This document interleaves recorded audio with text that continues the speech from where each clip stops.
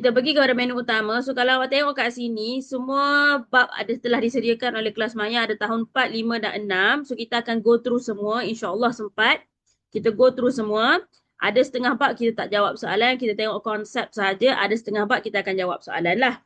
Okay, and then barulah kita pergi kepada tahap 3, ujian penyelesaian sains kebat. Okay, so okay, kita tengok bab 3. Okay, untuk bab 3, awak belajar pernafasan juga, tapi pernafasan haiwan. So yang ni kena hafal di mana? Manusia senang, semua pakai paru-paru. Tak ada tiba-tiba manusia tu pakai insang. Tu bukan manusia nama dia. Okay, manusia juga. Haiwan, ada haiwan pakai paru-paru, ada haiwan pakai struktur yang lain lah. Okay. Seekor katak diletakkan di dalam botol kaca berisi air penuh yang tertutup. Ia masih mampu hidup selama beberapa jam kerana cuba baca. Cuba baca. Memang cuba baca dan cuba share jawapan. Ah, So, cari keyword. Yang ni tak payah analisis graf apa semula. Graf tak ada. Tapi, every question kita akan cari keyword. Okay, ramai jawab D. So, kita try D. Okay. Betul. D. Kenapa? Okay, kenapa kat sini adalah D ya. Jawapan dia D. Kenapa? Katak dia ada dua sistem pernafasan. Satu dia pakai paru-paru, satu dia pakai kulit lembab. Bila duduk dalam air, kenapa dia boleh hidup? Kenapa Kenapa dia boleh hidup bila duduk dalam air? Sebabnya dia dah tak pakai paru-paru bila duduk dalam air. Dia akan pakai D, kulit lembab. Oksigen yang ada dalam air akan masuk melalui kulit lembab dia.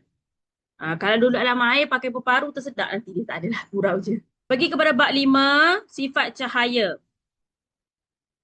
Okey, sifat cahaya. Cahaya bergerak lurus. Tak ada bengkok-bengkok. Cahaya awak suluh kat awak, dia tak ada cium pergi tepi. Tak ada.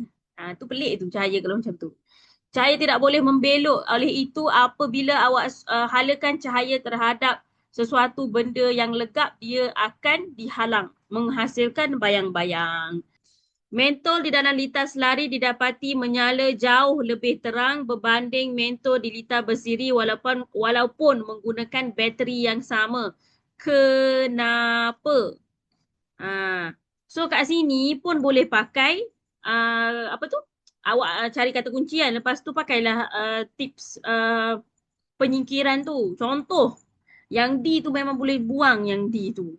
Litar siri guna bateri mahal. Tak adanya, ada perbezaan. So ramai jawab A. Okey. Arus litar bersiri bergerak terlalu laju. Okey, kita tengok. Salah. Kenapa? Okey, kat sini pakai proses penyingkiran tersebut. Okey. Mentol di dalam litar selari didapati menyala jauh lebih terang. Okey, berbanding mentol di litar bersiri walaupun guna bateri yang sama. Bateri sama. Janganlah. So, bila bateri sama, jawapan D tu boleh buang. Kenapa? Sebab D cakap litar selari guna bateri mahal. Sedangkan soalan cakap D guna bateri sama. So, D tu tak boleh jawab. Buang. A pula. Awak ada belajar ke arus gerak laju-laju? Saya rasa tak pernah ajar ke orang lain macam tu. Tak ada. Kita tak ada belajar arus gerak slow, arus gerak pium laju, tak ada. Okay. So, A tu pun boleh buang. Okay. Dan B, litar bersiri rosak. Secara logiknya pun patutnya boleh buang lah. Kalau litar bersiri tu rosak,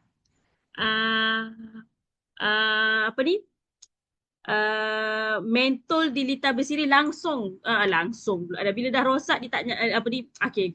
Kalau nak terima bolehlah kita terima. Okey, kalau nak terima boleh. Kalau kata contoh macam awak tak tahu nak singkir ke tak, simpan dahulu soalan B tu, jawapan B. Kita tengok jawapan C.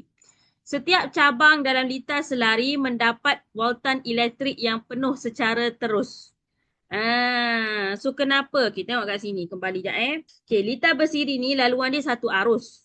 Laluan satu arus. Dia hanya ada satu laluan untuk arus bergerak. Okey, itu satu. Dan litar selari ni dia ada banyak laluan. So untuk litar selari dia akan dapat voltan elektrik yang penuh secara terus. Faham tak?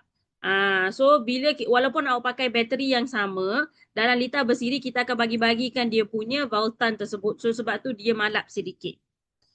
So kalau litar selari semua akan dapat voltan penuh bateri tersebut lah. So B tu memang salah lah. So proses penyingkiran perlu dipakai lah. Kalau kata memang confuse. Kadang-kadang kalau kita confuse, pakailah apa ni? Proses penyingkiran tersebut. Okey. Okey, ini soalan pertama. Okey, tengok kat sini eh. Situasi kawasan perumahan Hana sedang mengalami masalah jerebu yang sangat teruk dengan indeks pencemaran udara IPU paras bahaya. Okey, Hana terpaksa berjalan kaki ke kedai runcit berhampiran. Soalan dia, antara tindakan berikut, manakah langkah penyelesaian terbaik untuk meminimumkan risiko kerosakan pada sistem pernafasan Hana? Soalan panjang. Bila soalan panjang, baca 2, 3, 4 kali supaya awak faham. So dekat rumah dia tu udara tak sihat, udara tak bagus. So bila dia nak pergi ke kedai ke, dia nak pergi kedai kan. So macam mana nak kurangkan kerosakan kepada sistem pernafasan dia. Sebab udara tak bagus. Ah, okay. So soalan ni boleh pakai teknik penyingkiran. Yang mana tak logik sila buang. So dalam banyak-banyak yang paling betul dan logik adalah A lah. Pakai pelitup muka. Sapu minyak angin tak jadi. Bernafas melalui mulut laju-laju dengan lebih laju. Tak ada orang tak buat macam tu. Menahan nafas. Menahan apa insan separuh jalan. Faham tak? Tak boleh. So awak mampu menganalisis. So ini adalah kebat untuk kita menilai perlindungan daripada jerebu. Seorang penghantar makanan rider syarikat P ingin memastikan pizza dan minuman berais pelanggannya kekal pada suhu asal. Walaupun perjalanan mengambil masa 40 minit, meredah hujan. Beg apakah yang wajib ada pada lapisan dalam bahan apakah yang wajib ada pada lapisan dalam beg penghantarannya? Excuse me. Apa yang wajib ada?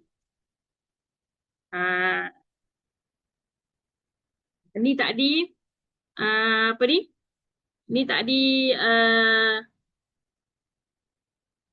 apa ni? Ni tadi adalah soalan tadi kan? Soalan jawapan dia C lah. Ada lapisan kerajang aluminium. Okay, very good. Semua orang betul.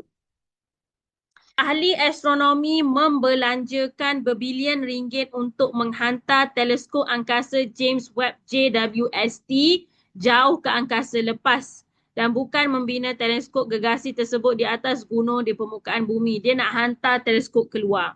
Apakah masalah fizikal di bumi yang dapat diselesaikan dengan memposisikan teleskop di ruang angkasa vacuum?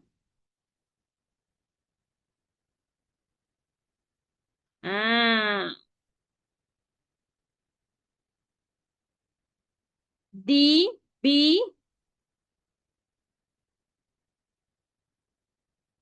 Maknanya apa masalah yang ada kat bumi yang boleh selesai bila kita hantar teleskop ke ruang angkasa? D, semua jawab D. Ya, betul. Jawapan dia D. Okey, kita tengok kat sini. Gas-gas pencemaran yang ada dekat bumi, dia akan membengkokkan apa ni? Isyarat inframerah galaksi lah. So dekat orbit vacuum optik, teleskop dia dekat ruang angkasa, teleskop bebas menyerap maklumat yang ada pada alam semesta.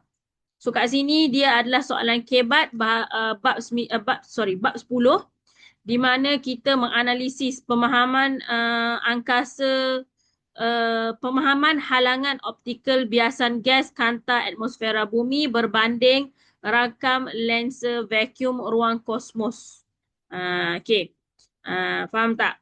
So basically kenapa kita letak dekat bumi disebabkan atmosfera bumi, kenapa kita letak kat angkasa? Sebab atmosfera bumi ni tak sesuai. Kita bina teleskop kat sini nak tengok sampai ke ruang angkasa, tak sampai. So senangnya adalah kita hantar ke ruang angkasa. So tak adalah gangguan daripada atmosfera bumi. Okay. Soalan tahap 3 ni dia banyak. Okay, awak boleh cuba try jawab nanti. Dia ada 21 soalan tak silap saya. Dia sedia soalan kebat semuanya. So, kita settle ulang kaji konsep-konsep penting yang ada dalam tahun 4, 5 dan juga 6. Mana-mana topik yang awak rasa macam awak kurang faham, Awak rasa macam kurang mahir, awak tengok balik. Tengok soalan, tengok balik. Okay?